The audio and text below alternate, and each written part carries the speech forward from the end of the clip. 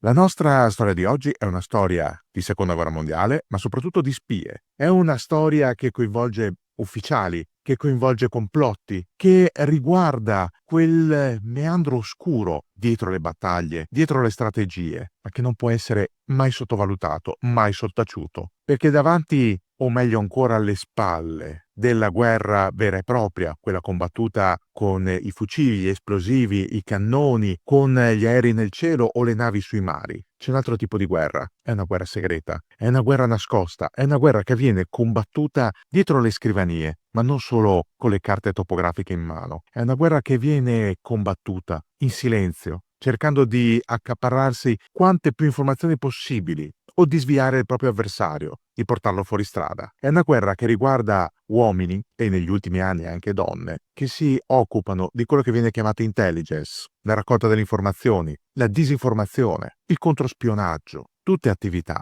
molto rischiose e che a volte portano gli agenti o i loro superiori a compiere delle scelte anche divisive, anche molto difficili, molto rischiose, al punto anche di decidere di tradire il proprio paese o peggio ancora, ed è il nostro caso, la persona al comando, in nome di un ideale. Oggi parliamo dell'ammiraglio Wilhelm Canaris, il grande padre dell'Abwehr nazista, ma soprattutto un uomo, un ufficiale, un tedesco che di nazista non aveva assolutamente nulla e che dopo certe scelte fatte in gioventù preferì andare da tutt'altra parte. Prima di addentrarci nella storia dell'ammiraglio Canaris, vi esorto ancora una volta a pensare al tema della sicurezza, in questo caso non per quello che riguarda uno Stato, ma la vostra sicurezza, quella online, perché se state guardando questo video o se state ascoltando il podcast, lo state facendo da un dispositivo connesso alla rete internet. Una rete che offre grandi opportunità, ma che riguarda anche la possibilità di incappare in dei rischi,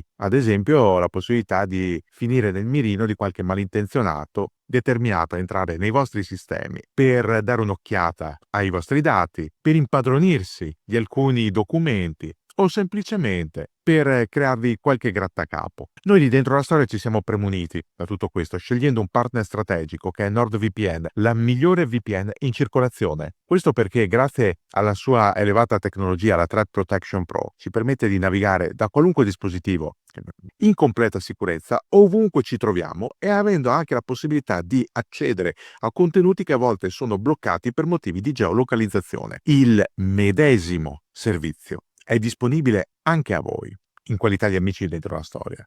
Vi basta cliccare nel link che trovate in descrizione al video e accederete ai piani biennali di NordVPN che, proprio perché siete amici di dentro la storia, vi offrono 4 mesi extra completamente gratuiti e la consueta garanzia soddisfatti o rimborsati. La nostra storia si apre il 23 luglio del 1944. Siamo in Germania, siamo esattamente a Berlino. E quel mattino d'estate, un ufficiale, dalla sua elegante ma terrorizzante uniforme nera, bussa alla porta di un altro ufficiale. Non è un invito a colazione, non è una visita di cortesia. L'uomo che bussa alla porta si chiama Walter Schellenberg. Lo abbiamo già incrociato. La mente diabolica dietro il ratto delle spie di Venlò. Trovate il video nel canale. Schellenberg bussa alla porta di un altro grande ufficiale, l'ammiraglio Wilhelm Franz Canaris. E quando Canaris apre la porta, sa bene cosa lo aspetta. Non lo sorprendono le parole pronunciate da Schellenberg in quella mattina. Ammiraglio, lei è in arresto per crimini contro lo Stato. Abbia la cortesia di seguirmi. Schellenberg non è armato. Dietro di lui, però, ci sono militi delle SS armati di tutto punto. Canaris non fa resistenza. Non è la prima volta che viene prelevato. Già mesi prima, alle porte dell'estate, era stato messo agli arresti domiciliari perché da tempo il regime nazista dubitava della sua fedeltà. La fedeltà di un alto ufficiale che d'altronde non aveva mai preso la tessera del partito. Un alto ufficiale di cui si sapeva ormai da tempo che non aveva grandi simpatie né per Hitler né per tutta la sua cerchia di gerarchi. Canaris sapeva che la sua ora prima o poi sarebbe giunta e quel mattino di luglio del 1944 va incontro a quello che sarà il suo lungo destino. Ma come si arriva a quella visita di Walter Schellenberg a casa di Wilhelm Canaris? Allora dobbiamo tornare molto indietro nel tempo. Dobbiamo tornare agli anni '20, quando per la prima volta un ufficiale di nome Willem Franz Canaris viene ammesso all'interno dell'appena nato spionaggio navale tedesco. Canaris è un veterano di guerra, ha solo 32 anni quando gli viene chiesto di partecipare alla corte marziale che giudica gli assassini di Karl Liebknecht e Rosa Luxemburg, i capi della Lega Spartachista. Ma il background di Canaris è robusto, è eccezionale. Canaris ha combattuto durante la Grande Guerra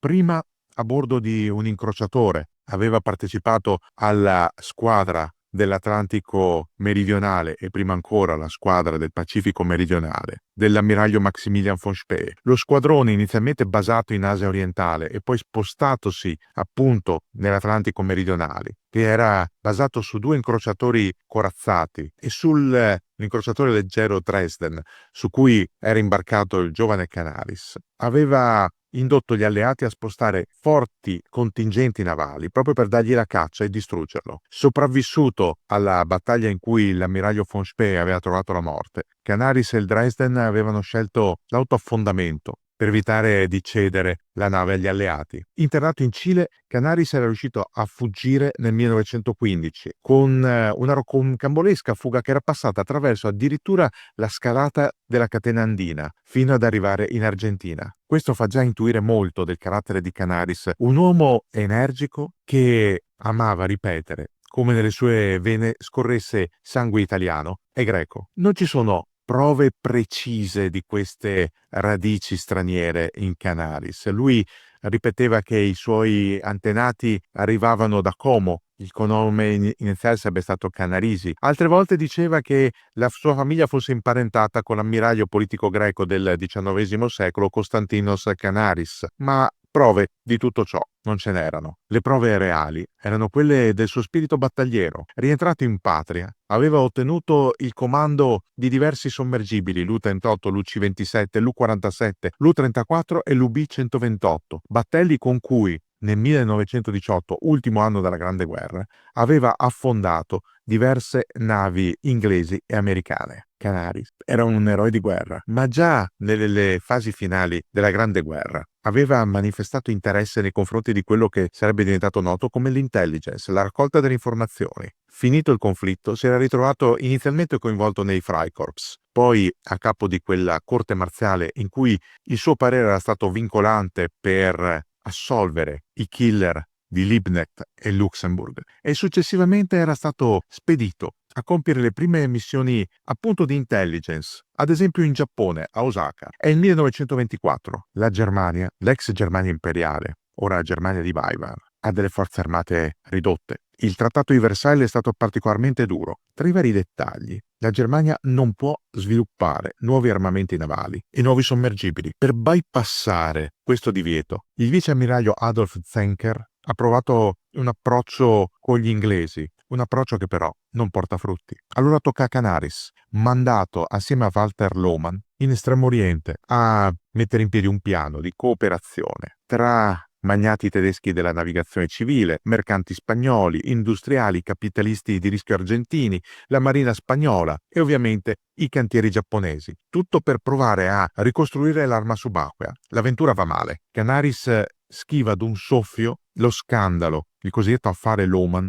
che scoppia. È un affare che vede la sparizione di ingenti somme di denaro pubblico, 27 milioni di marchi, che spariscono nel nulla. Lohmann si conferma essere non un servo dello Stato, ma un truffatore, un profittatore. Canaris è vittima inconsapevole di tutto ciò. Rientra in patria e si ritrova al centro delle critiche, perché qualcuno gli rinfaccia anche la scelta di assolvere i killer di Karl Liebknecht e Rosa Luxemburg. Da quel momento, è il 1928, la carriera di Canaris cambia di nuovo. Basta intelligence. Torna a bordo, non di sommergibili, ma della vecchia corazzata Schlesien, la gemella della Schleswig-Holstein di cui abbiamo già parlato in un altro video. Canaris per un certo periodo solca i mari, porta le vecchie navi sopravvissute alla Grande Guerra a compiere delle crociere di addestramento per i nuovi cadetti. Al suo ritorno in patria, la Germania è cambiata. C'è Hitler al potere. Il piccolo caporaletto austriaco ha ottenuto quello che voleva dal vecchio presidente Hindenburg. Ha ottenuto il cancellierato, ha superato tutte le varie crisi. Canaris inizialmente si dimostra entusiasta di questa svolta politica. Lui stesso ai cadetti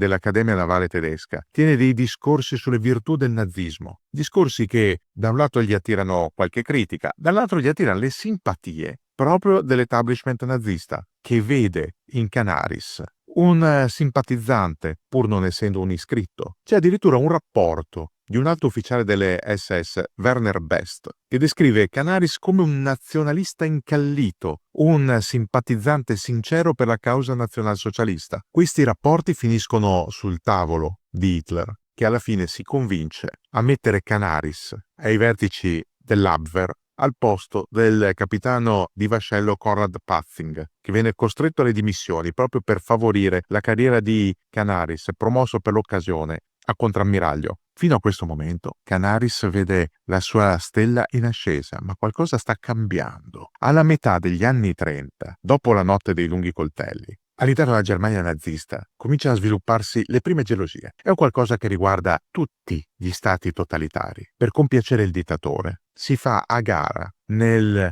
cercare dei modi, dei metodi, dei risultati che possano piacere appunto al padrone, anche nell'ambito dello spionaggio. Se negli anni successivi in Unione Sovietica diventerà leggendaria la rivalità tra il KGB e il GRU, lo spionaggio militare, e all'interno del KGB tra la prima e la seconda direzione centrale, in Germania, all'interno della Germania nazista, l'Abwehr di Canaris ha il suo contrappunto e peggior nemico nel Sicherheitsdienst, nel servizio di sicurezza organizzato da Reinhard Heydrich, un servizio di sicurezza che si sdoppia quando viene creato il Reich Sicherheitshauptamt, l'alto ufficio per la sicurezza del Reich, all'interno del quale il Sicherheitsdienst diventa il terzo ufficio, poi il quarto ufficio, la Gestapo, la Geheime Staatspolizei, la polizia segreta di Stato, e infine il sesto ufficio, l'Ausland SD, lo spionaggio estero. Lo spionaggio estero compie all'interno delle SS delle operazioni spettacolari, come quella di Venlò. Lo spionaggio interno, l'SD, si occupa di altre operazioni sporche, come quella del Salon Kitty,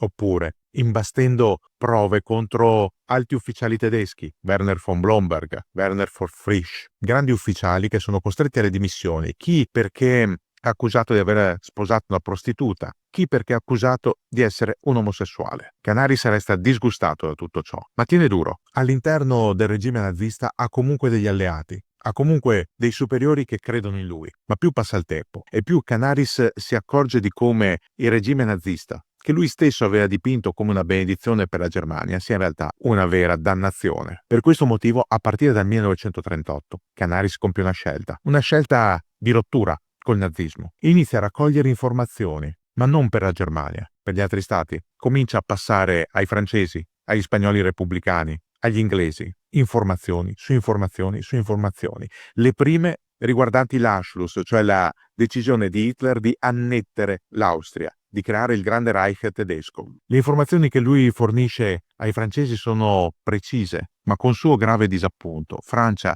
e Inghilterra lasciano fare. Canaris però non si arrende. Continua da un lato a raccogliere informazioni, dall'altro a tessere la sua tela, a creare quella che diventerà nota come l'Orchestra Nera. È un gruppo di oppositori al nazismo, membri del Ministero degli Esteri, il generale Ludwig Beck costretto alle dimissioni da capo di Stato Maggiore dell'Esercito, il segretario di Stato Ernst von Weizsäcker, il generale Erwin von Witzleben, il colonnello Hans Oster. È il nucleo iniziale di quel gruppo di cospiratori che qualche anno dopo tenterà l'operazione Valchiria. In vista degli accordi di Monaco, ne abbiamo parlato il mese scorso, trovate il video nel canale, Canaris mette le mani su un altro piano, il Fallgrün, il piano verde, il piano di intervento militare nazista in Cecoslovacchia, qualora i colloqui antecedenti gli accordi di Monaco non debbano andare a buon fine. Canaris spedisce tutto ciò in Gran Bretagna. Spera che gli inglesi capiscano che è ora di intervenire. Ma ancora una volta gli inglesi scelgono un'altra strada, non più quella del voltarsi all'altra parte e far finta di nulla, ma dell'appeasement, della volontà di discutere con Hitler, di trovare un accordo pacifico. È in quel momento che Canaris capisce che inglesi e francesi non avranno nessuna intenzione davvero di sfidare Hitler finché Hitler non farà la prima mossa sul campo di battaglia. Nel frattempo Canaris continua a organizzare la sua rete di spie anche all'estero. Sfrutta, ad esempio, negli Stati Uniti un afrikaner, Fritz Joubert Duquesne, un uomo che Canaris conosceva già dalla Grande Guerra, un uomo che diventerà celebre per essere forse il più noto dei doppi agenti all'interno degli Stati Uniti. La rete di Canaris negli Stati Uniti, una rete di spie, verrà smascherata soltanto dopo 2 anni di indagine dell'FBI. Soltanto il 28 giugno 1941 l'FBI riuscirà ad arrestare Duke Esne e altre 32 spie naziste, spie che hanno trasmesso alla Germania informazioni segrete sugli armamenti, sui cantieri navali,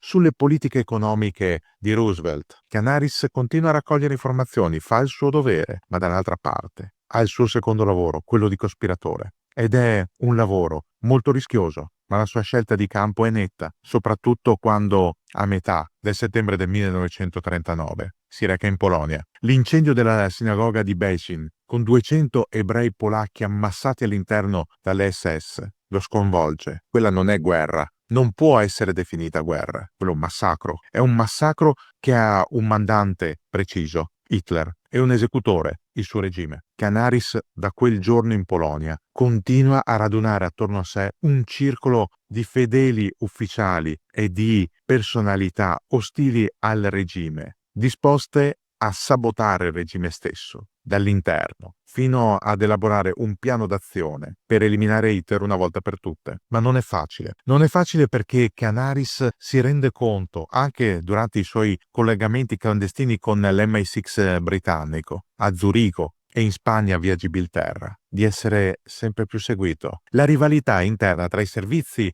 della Germania nazista diventa leggendaria. Schellenberg non vede di buon occhio le azioni dell'Abwehr. Per lui l'Abwehr è composto solo da vecchi residui della vecchia Germania, quella del Reich, dell'imperatore Guglielmo o semplicemente quella di Weimar, che hanno saputo aggiornarsi. Soprattutto Schellenberg e sopra di lui Reinhard Heydrich e Himmler non si fidano di Canaris. Il fatto che l'ammiraglio non abbia mai preso la tessera del partito suona come una sorta di condanna anticipata. Il fatto poi che gli ufficiali di Canaris all'estero vengano visti confabulare con ufficiali inglesi e americani entra nei dossier e diventa sempre più corposi, come un atto di accusa nei confronti dello stesso Canaris. Canaris nel frattempo istruisce i suoi agenti a muoversi in maniera prudente, ma anche a fare il possibile per sabotare la macchina di morte nazista. È quello che avviene, ad esempio, nel maggio del 1941 col salvataggio di circa 500 ebrei olandesi, persone che vengono dotate di una identità tedesca fittizia, che vengono in altri casi definiti e iscritti a ruolo come agenti dell'Abwehr stesso e dotati di documenti per lasciare la Germania. Ci vuole un po' di tempo prima che l'SD se ne renda conto, ma quando arriva, Himmler insiste. Canaris non può più dirigere l'Abwehr e nel febbraio del 1944 il Reichsführer delle SS viene accontentato. Canaris è licenziato con una lettera espressa di Hitler. Al suo posto si insedia il suo acerrimo nemico, il Brigadeführer Walter Schellenberg, già a capo del sesto ufficio del Reichssicherheitshauptamt, l'Ausland SD. Schellenberg impiega qualche settimana a riconfigurare l'Abwehr, epurandolo di tutti i fedeli a Canaris. Chi è sospettato di complicità col nemico viene affidato alle cure della Gestapo. Canaris finisce ai domiciliari, viene interrogato più volte, a casa sua, ma anche in Prinz Albrecht Strasse. Non gli viene torto un capello, ma Canaris stesso sa che, da un lato, non c'è niente di buono da aspettarsi a parte di Schellenberg e dall'altro c'è qualcosa che sta per scoppiare. Sono le bombe del colonnello von Stauffenberg, bombe che lo stesso Canaris ha ottenuto dagli inglesi, ufficialmente sequestrando l'esplosivo al plastico e le famose matite inglesi di innesco a degli agenti britannici, in realtà fornite dall'MI6 con una scusa. Sono le bombe che il tenente colonnello Mertzford Kirchheim ha studiato e approntato per Stauffenberg. Sono le bombe che vengono fatte scoppiare, anzi una sola, l'altra purtroppo non viene innescata, alla Wolfschanze, la Tana del Lupo, a Rastenburg, a mezzogiorno del 20 luglio 1944. In quel momento Wilhelm Canaris è a casa sua, a Berlino. È informato del piano, ma non può fare niente, non può muoversi di casa. Pur essendo stato rilasciato dagli arresti domiciliari, sa di essere sorvegliato. Il fatto che in quella giornata caotica le truppe tedesche rispondano agli ordini di von Stauffenberg e mettano agli arresti molti ufficiali dell'SS non cambia la diffidenza di Canaris, che diventa terrore quando ascolta alla radio il messaggio di Hitler, che afferma di essere vivo, di essere sopravvissuto all'attentato e che annuncia vendetta. Una vendetta che è immediata per le persone presenti nel Blender Block, nell'alto comando dell'Oher. oppure per chi alla Tana del Lupo ha collaborato, come il generale Feldgiebel, è una vendetta che arriva più tardi, per tanti altri, per Canaris. La vendetta si manifesta attraverso quei colpi alla porta battuti da Walter Schellenberg la mattina del 23 luglio del 1944. Canaris sa già cosa aspettarsi. Il suo successore, Schellenberg, aveva già arrestato Hansen, l'ufficiale che Canaris aveva lasciato dietro di sé all'interno dell'Abwehr. Hansen aveva ammesso il proprio ruolo all'interno del complotto del 20 luglio, ma durante gli interrogatori con torture aveva accusato Canaris di essere stato la fonte spirituale di tutta l'orchestra nera. Non c'erano prove concrete di cooperazione e coinvolgimento all'interno del complotto, almeno nella sua operatività finale. Ma erano bastate le parole di Hansen,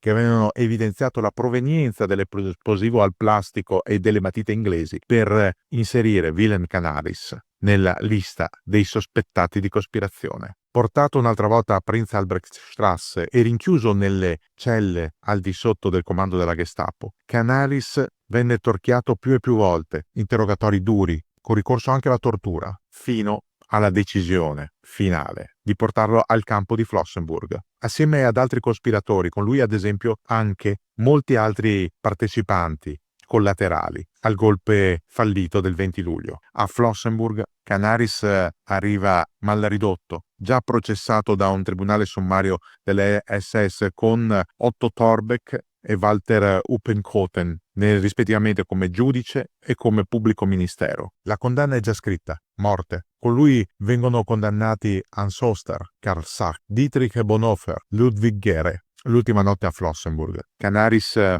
usando il vecchio sistema dei marinai, il codice Morse, con un sasso nella sua cella, batte sul muro un messaggio: naso rotto, mascella rotta, sono le mie ultime ore. Muoio consapevole di non aver tradito la Germania. L'ordine per l'esecuzione arriva a Flossenburg proprio quella sera. È firmato da Jürgen Stroop, un sanguinario macellaio della SS. È l'8 aprile 1945. Il mattino successivo, Canaris, assieme agli altri congiurati portati lì, viene letteralmente spogliato, giunge nudo al patibolo, non ha altre parole, fatto sedere su una sedia, viene garrottato a morte con un fil di ferro. Il giorno dopo, le ultime guardie di Flossenburg bruciano i corpi di Canaris e degli altri condannati a morte e preparano l'evacuazione del campo. Gli alleati sono vicini, non abbastanza da salvare Canaris. La memoria di Wilhelm Canaris resta come quella di un ufficiale che fece una scelta precisa nella guerra sotterranea delle spie, pur restando fedele al proprio incarico, pur raccogliendo informazioni, come era suo dovere. Scelse di non servire una brutale dittatura, scelse l'umanità, scelse consapevolmente una via rischiosa che lo condusse alla fine alla morte, per affermare la dignità dell'uomo prima e dell'ufficiale poi, contro la mostruosità di una dittatura. Se ripensiamo oggi a Wilhelm Canaris, ad Hans Oster, a Karl Sach, a Ludwig Gehre e a tutti gli altri uomini dell'Abwehr che pagarono con la vita una scelta di campo, non possiamo far altro che capire le loro ragioni, comprendere che di fronte a ordini disumani si può disobbedire, che di fronte alla pretesa di sterminare intere popolazioni non ci si deve voltare dall'altra parte, non ci si deve trincerare o nascondere dietro la presunta validità dell'assioma gli ordini vanno eseguiti, come sarebbe stato ripetuto a pappagallo da molti altri ufficiali e gerarchi a Norimberga. Si può fare qualcosa. Quel qualcosa può mettere a rischio e a repentaglio delle vite, soprattutto di chi fa quella scelta, ma comunque qualcosa fa capire che non esiste la colpa collettiva, che non tutti i tedeschi erano nazisti, che non è vero che nessuno ebbe il coraggio di alzare la voce, di dire di no. Wilhelm Canaris,